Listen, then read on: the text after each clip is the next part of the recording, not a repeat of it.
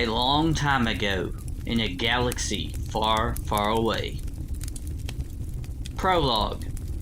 Here the darkness reigns eternal. There is no sun, no dawn, just the perpetual gloom of night. The only illumination comes from jagged forks of lightning, carving a wicked path through angry clouds. In their savage wake, thunder shreds the sky, unleashing a torrent of hard, cold rain. The storm is coming, and there is no escape.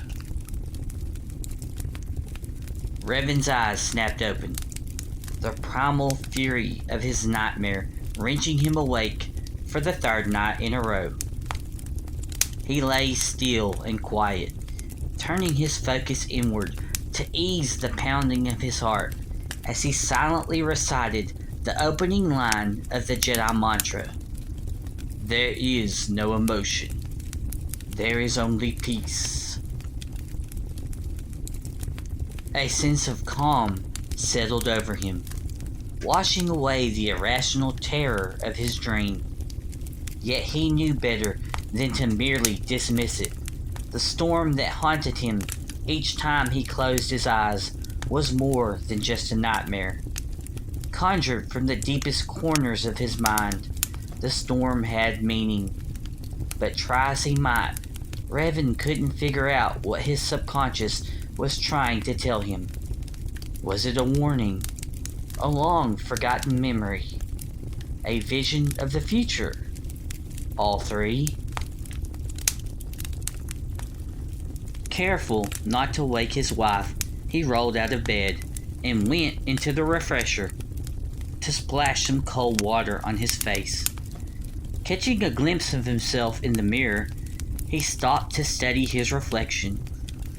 Even now, 2 standard years after rediscovering his true identity, he still had trouble reconciling the face in the mirror with the man he had been before the Jedi Council had turned him back to the light.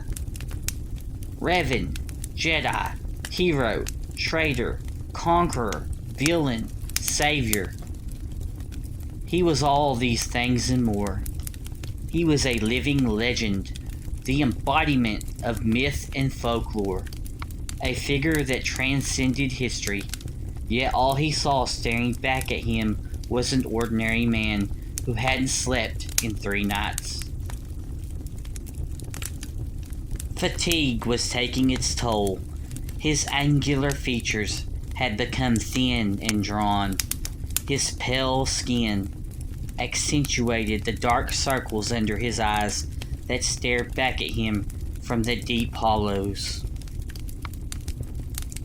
Raising a hand on either side of the sink, he slumped his head and let out a long, low sigh, his black shoulder-length hair falling forward to cover his face like a dark curtain. After several seconds, he stood up straight, using the fingers of both of his hands to sweep back his hair into place. Moving quietly, he made his way from the refresher and across the small living room of his apartment. He proceeded out onto the balcony, where he stopped and stared out across Coruscant's endless cityscape.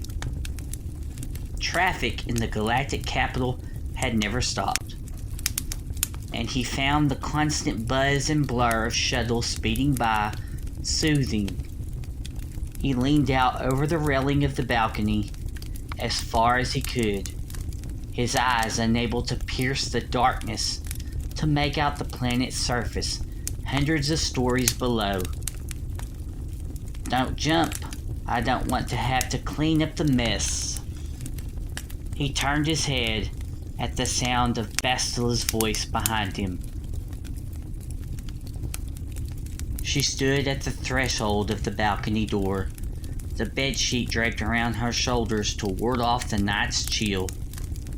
Her long brown hair, normally pulled back up from her forehead and into a bun on the top and a short ponytail below, hung loose and sleep-toused.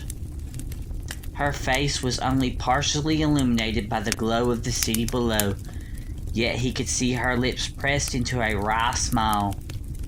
Despite her joking words, he could see real concern etched on her features. "Sorry," he said, stepping away from the rail and turning toward her. "Didn't mean to wake you, just needed to clear my head." "Maybe you should speak to the Jedi Council," Bastila suggested. "They might be able to help." "You want me to ask the Council for help?" he echoed. "You must have had too much of that Corellian wine at dinner." "They owe you," Bastila insisted.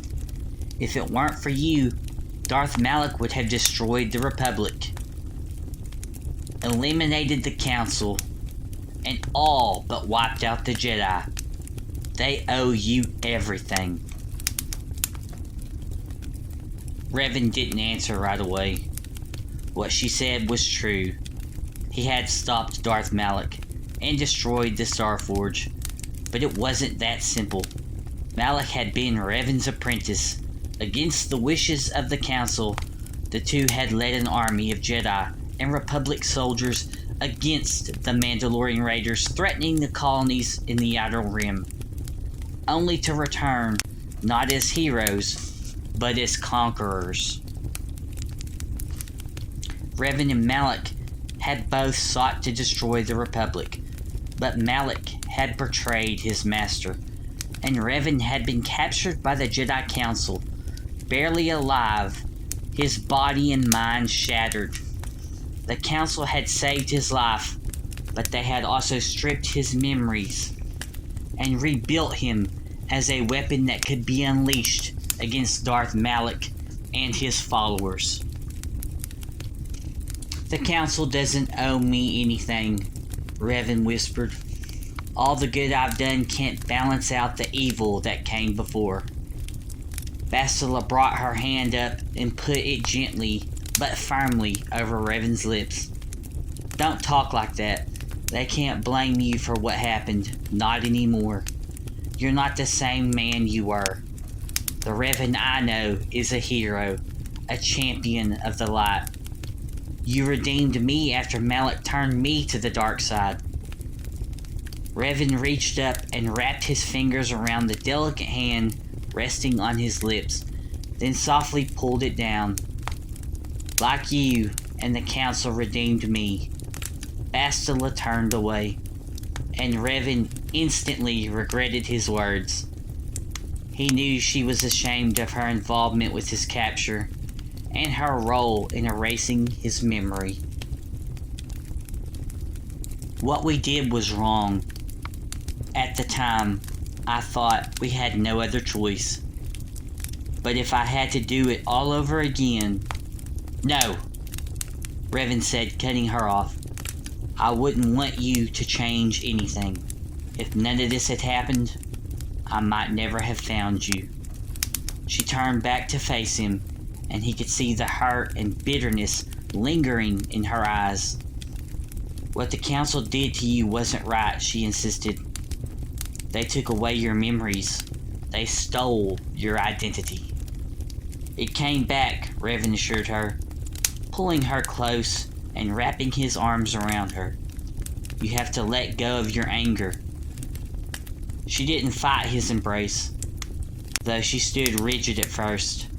Then he felt the tension melting away from her body as she lowered her head onto his shoulders. "There is no emotion. There is only peace," she whispered, reciting aloud the same words Revan had sought solace in only a few minutes earlier. They stood there in silence, holding each other, until Revan felt her shiver. "It's cold out here," he said. "We should go back inside." 20 minutes later, Bastila was fast asleep, but Revan lay on the bed with his eyes open, staring at the ceiling. He was thinking about what Bastila had said about the Council taking his identity. As his mind had healed, Many of his memories had returned, along with his sense of self, but he knew parts were still missing, possibly gone forever. As a Jedi, he knew the importance of letting go of bitterness and anger, but that didn't mean he couldn't still wonder about what he had lost.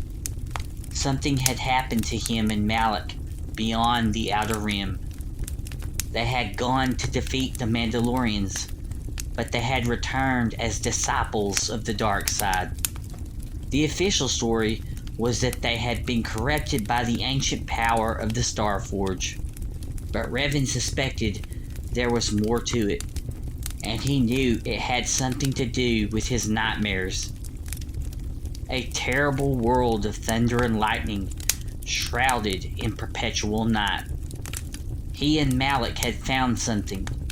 He couldn't remember what it was or where it was, but he feared it on a deep, primal level. Somehow he knew that whatever the terrible secret might be, it was a threat far greater than the Mandalorians or the Starforge, and Revan was convinced it was still out there. The storm is coming, and there is no escape. Thank you for watching.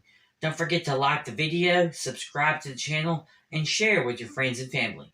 Until next time.